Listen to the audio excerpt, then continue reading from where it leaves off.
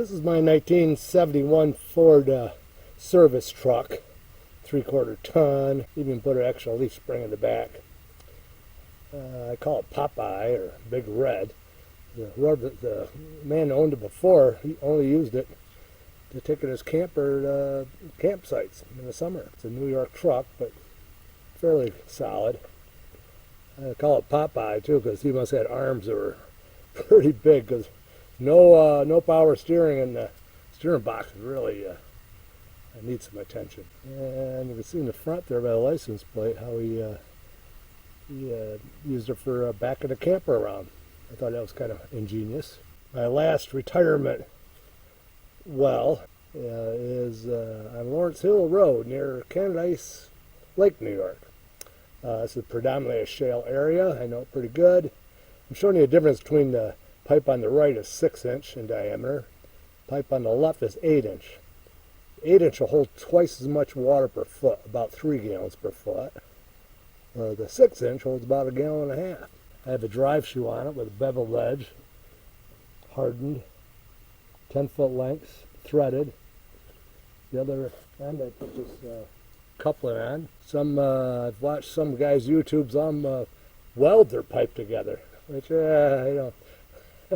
I don't know about that. I think thread them together with the couplings is the better way to go. Predominantly shale area, whether you're running a sputter rig or a rotary rig. A lot of times you get into shale rock, sometimes you only find a 1/2 gallon or 1 gallon a minute.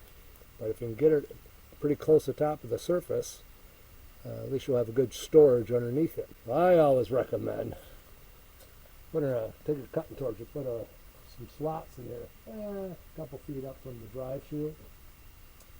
When you hear about them saying that they shut the water off, sometimes the welder shuts the water off. It's because they drive the pipe in so it doesn't cave in so they can drill ahead. But in the process, they inadvertently shut off a little water that might be easily not very well detected, if all that makes sense. Okay, on this job it's really nice. I'm uphill from my barrels by the well driller. And you can see I've got a garden hose up there. I just gravity feed it off my truck. You need water to drill with, because you need to mix it with the topsoil, subsoil, clay, kind of make a slurry and thin it out so you can bail it out with a baler. I run as much water as I can all the way down. I'm drilling, kind of helps slosh in the agitation motion of a sputter type of rig. It feels like a wash machine. It kind of helps those layers of shale clean them up and maybe let in a little water. While the well driller is warming up a little bit, I tell you, this is my company car. The engine on the well driller is a Red Seal Continental engine, good engine. With a shale type well, once they start producing a little bit of water, then I don't need to haul water anymore with my truck, service truck. Then I can drive the company vehicle. It's an 86 BMW 325. Call this vehicle Agent 99. Belonged to a CIA agent and lived in California who bought the car brand new. He drove it all the way to Rochester, New York to give it to his niece because he didn't really get too good of a trade-in value toward a Jaguar he was purchasing. I talked to his brother in Rochester, and he said whatever. He was very secretive about his profession. Wasn't allowed to divulge what his profession, what he did in his profession. So I thought it'd be cool. So I call this Agent 99. On the TV series Get Smart, Maxwell Smart, Agent 86, had a female partner, Agent 99, portrayed by actress Barbara Felton. 2 weeks after receiving the car from her uncle, she drove into a ditch and totaled the right front of this BMW. I bought it for $400 and restored it. Nice, clean California car.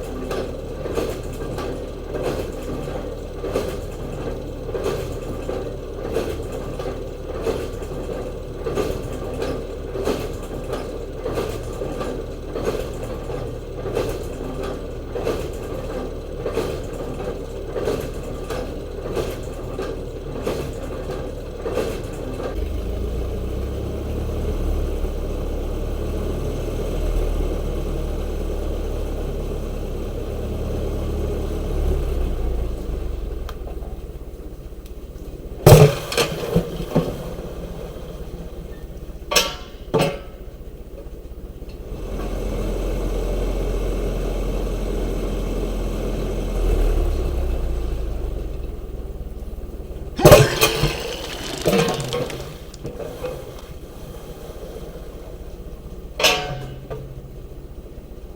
is Louise and Mike, my customers. We're going to have a little toast here. And wonderful people. Not so much that you come out and fed me occasionally. And I did take it to 102 feet. I gave you 2 free feet for all the food and stuff and beverage. So we're gonna do a toast with our water here. Got a little shadow coming in. Boy, that's good enough. And let's see those. Hey, you remember Red Skelton from the that's that guy. Must be a Red Skelton. How many years you been married? 40. Not bad. 41. Oh, we got to get this over for there's gonna be a little fight going on here. 41. I don't want a little chair here. Yeah. Thank you, Ira. Well, it's amazing. It's gonna come out pretty good on the Yeah, top. look at how clear it is. It's beautiful. It's delicious. You've done good. All right. Well, I say they're wonderful people. I guess they're going to pay me too. That's the big deal. Absolutely. All right, say goodbye. Bye now. Thank you. I just finished the last well of my 40-year career, 102 feet. And through the years, we've never really advertised. It's always been word of mouth. I think years ago we did have an ad in local Canisius, New York Lake Drive-In. That was about it. And you see on the rig as I drilled, I would put a chalk mark on the side there if you can see it. Usually drill about 4 or 5 feet at a time with the 8-inch. We finished this at 102 feet. And actually I got this job because their son, Matt, I met him 20 years ago.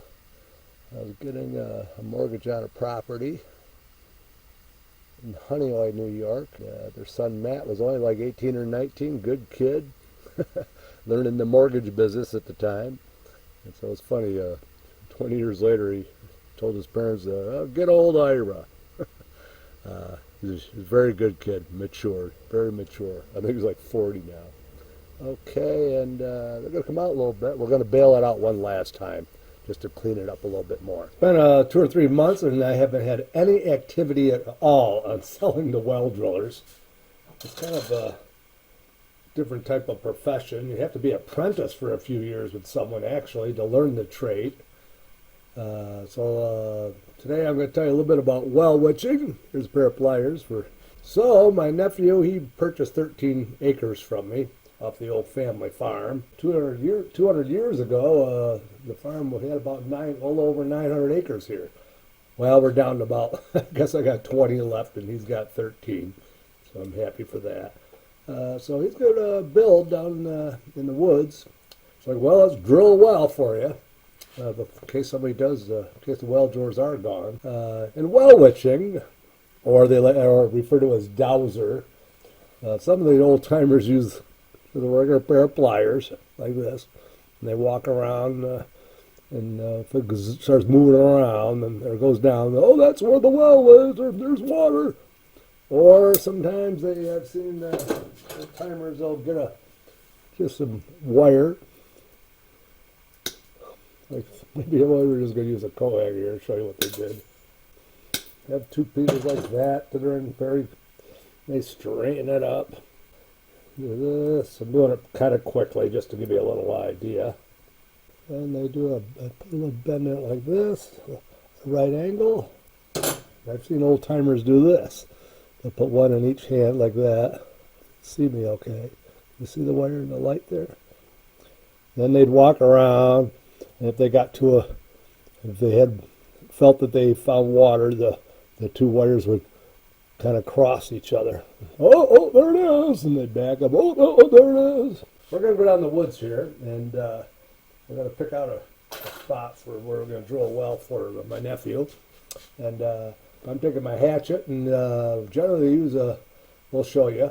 A lot of them say they have different types of trees they like to use for their stick. Generally cherry. I always hear cherry, but I don't know where you can get a cherry tree stick. My dad had a garage for many years, and he serviced Joe Ditus's vehicles. He was a well driller in this area.